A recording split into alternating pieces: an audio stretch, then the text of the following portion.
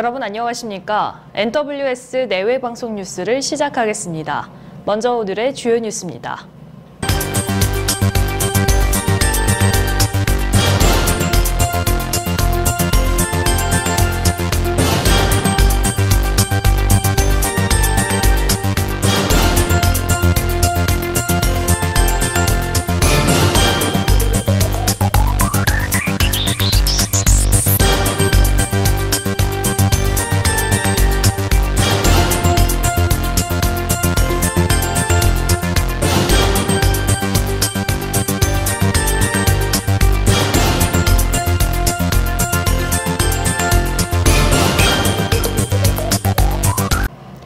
북미 정상회담 이후 침묵하던 북한 매체들이 완전한 비핵화에 대한 입장을 재확인하며 관련 기사를 일제히 실었습니다.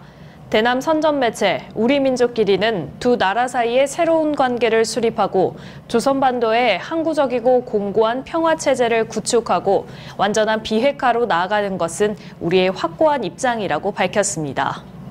이 매체는 2차 북미 정상회담과 관련해서도 앞으로도 긴밀히 연계해 나가며 하노이 순회회담에서 논의된 문제 해결을 위한 생산적인 대화들을 계속 이어나가기로 했다고 전했습니다. 조국 청와대 민정수석은 어제 당정청 협의를 통해 권력기관 개혁 법안이 국회에 제출됐다며 이제 국회의 시간이라고 밝혔습니다. 조 수석은 자신의 페이스북에 문재인 정부의 권력기관 개혁요지라는 제목으로 올린 글을 통해 이같이 밝히고 주권자인 국민의 관심이 각별히 필요한 시간이라고 말했습니다. 조 수석은 권력기관 개혁 법안의 요지로 4가지를 제시했는데 우선 입법, 사법, 행정부 고위공직자의 범죄 예방과 엄벌 업무를 맡는 고위공직자 범죄수사처 신설법과 정보기관의 민간인 사찰 및 정치 개입 근절을 위한 국가정보원법 개정을 언급했습니다. 조 수석은 이어 과거 압도적 검찰 우위로 만들어진 검경관계의 현대적 재구성을 위한 수사권 조정, 또 이에 따른 국가경찰 비대화 우려 해소와 지역중심 치안 서비스 강화를 위해 자치경찰제 도입을 제시했습니다. 더불어민주당과 정부, 청와대는 국가교육위원회를 설치와 운영에 관한 입법 법안을 올해 상반기 내에 통과시키겠다고 밝혔습니다. 당정청은 오늘 오전 국회에서 국가교육위원회 추진 방안을 논의하는 회의를 열고 대통령 소속의 합의제 행정위원회로 국가교육위를 설치하겠다고 뜻을 모았습니다. 민주당 조정식 정책위원장은 국가교육위 구성은 장관급 위원장 1명과 차관급 상임위원장 2명을 포함해 총 19명으로 구성할 계획이라며 교육위는 10년 단위의 국가교육 기본계획을 수립할 것이라고 설명했습니다. 재난 수준의 미세먼지 사태로 도시림 조성 확대 필요성이 대두되는 가운데 서울의 1인당 생활권 도시림 면적이 전국에서 꼴찌를 기록했다는 정부 조사 결과가 나왔습니다. 더불어민주당 김병욱 의원이 산림청으로부터 제출받은 2017년 말 기준 전국의 생활권 도시림 현황 통계에 따르면 서울의 1인당 도시림 면적은 4.38제곱미터로 전국 17개 시도 가운데 최하위였습니다. 1인당 생활권 도시림 면적이 가장 큰 곳은 세종으로 서울의 5배가 넘는 24.22제곱미터로 집계됐고 그 뒤를 강원과 전북, 전남과 울산이 이었습니다. 북미 비핵화 협상의 미국 측 실무대표인 스티브 비건 국무부 대북 특별대표가 점진적 비핵화는 없다는 점을 명확히 했습니다. 현지 시간 11일 오후 워싱턴 DC에서 카네기 국제평화기금이 주최한 핵정책 컨퍼런스에 참석한 비건 대표는 북한 비핵화에 있어 전면적이고 완전한 해법을 의미하는 토털 솔루션을 원한다며 이같이 말했습니다. 토털 솔루션은 핵무기를 포함한 대량 살상무기의 완전한 제거와 제재 해제 등의 상응 조치를 일거에 교환하는 방식으로 이 방식에 대해 미국 행정부가 완전히 일치한다고 덧붙였습니다.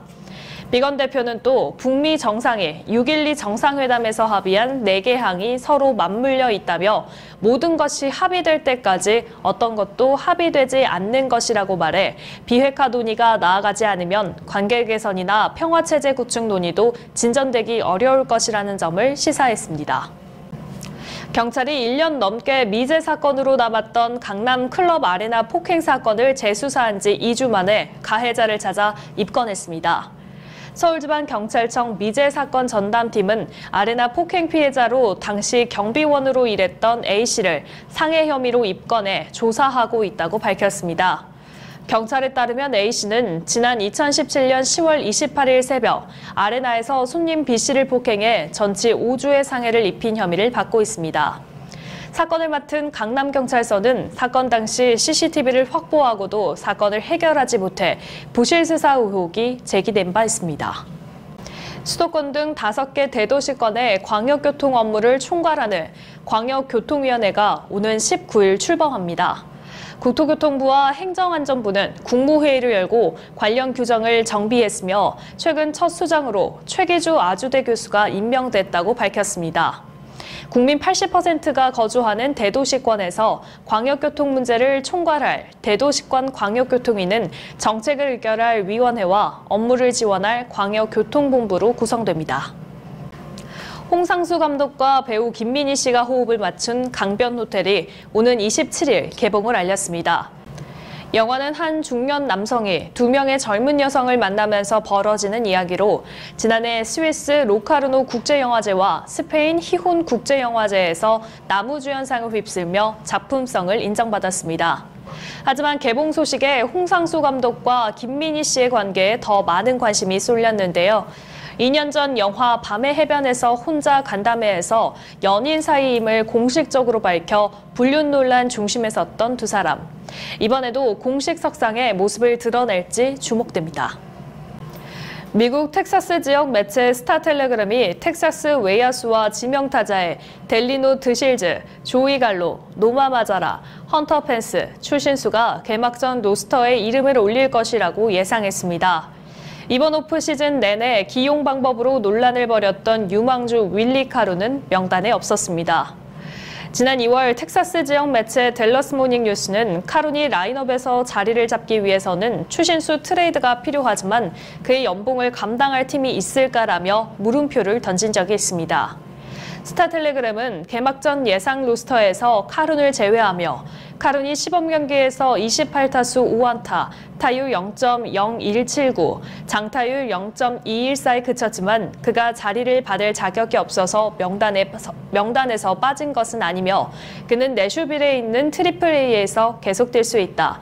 또한 텍사스는 젊은 미래의 한 조각이 그들의 벤치에 머물기 바란다고 이야기했습니다.